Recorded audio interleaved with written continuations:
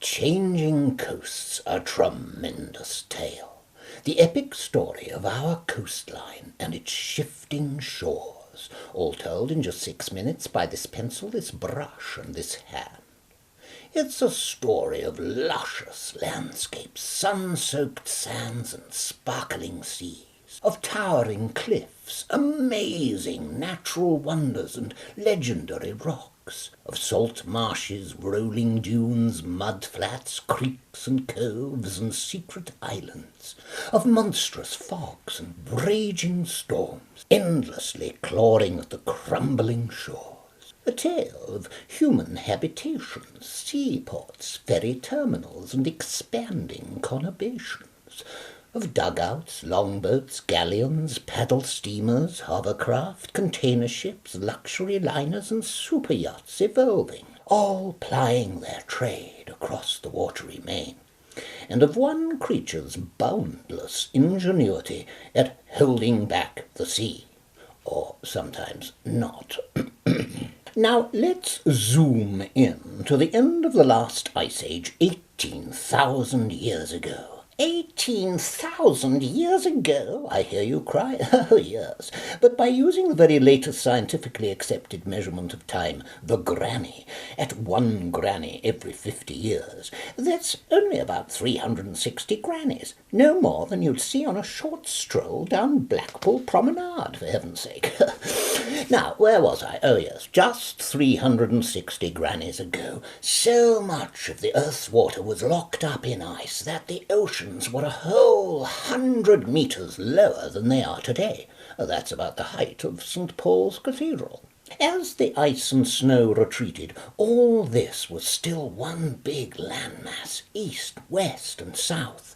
Great rift valleys with melting snows, woolly mammoths, hyenas, and early humans hunting. The melting ice created raging torrents rushing out into the rising seas. As the waters rose, mountains became islands. Great estuaries formed, fabulous wetlands and salt marshes, the hills nibbled into cliffs by the sea. The erosion of millennia heaped up into dunes and shingle spits, swept along into gorgeous beaches in the endless swirling cycles of the sea and her surging winds and tides, creating these perfect sheltered fish-filled bays for settlers, fisherfolk and farmers, for traders, raiders and invaders, for sailors, sunbathers and, of course, their grannies too. Playgrounds for the rich, popular day-trip destinations and retirement home locations.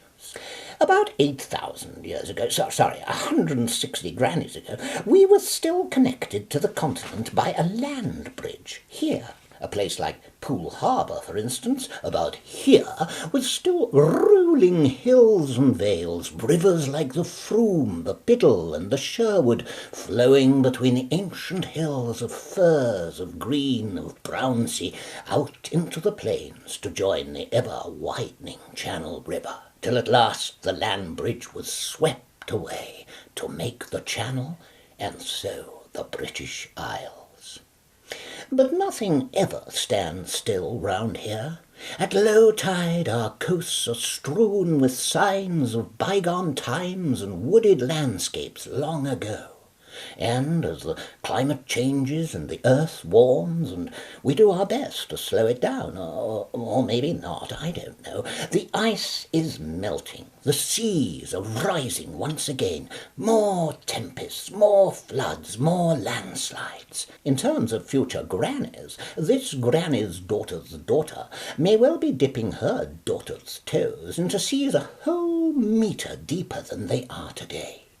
Nevertheless, our species' boundless ingenuity has always found ways to adapt. In just 3 grannies, we've invented the most unbelievable contraptions. We've cavorted on the moon, decoded DNA, built the Thames Barrier and a second Severn crossing, dug the Channel Tunnel, and learnt to harness the sea winds. So, as we settle our differences with the sea, whether shoring up existing defences or modifying others, adapting to change by working more with nature's natural sumps and sponges, or simply sometimes edging back, in research centres, in the great halls of government, and at public meetings, working all together, one thing is for certain.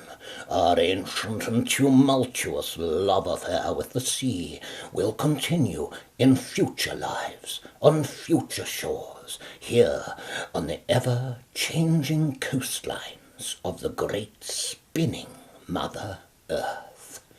The end. That's not bad. Not bad at all.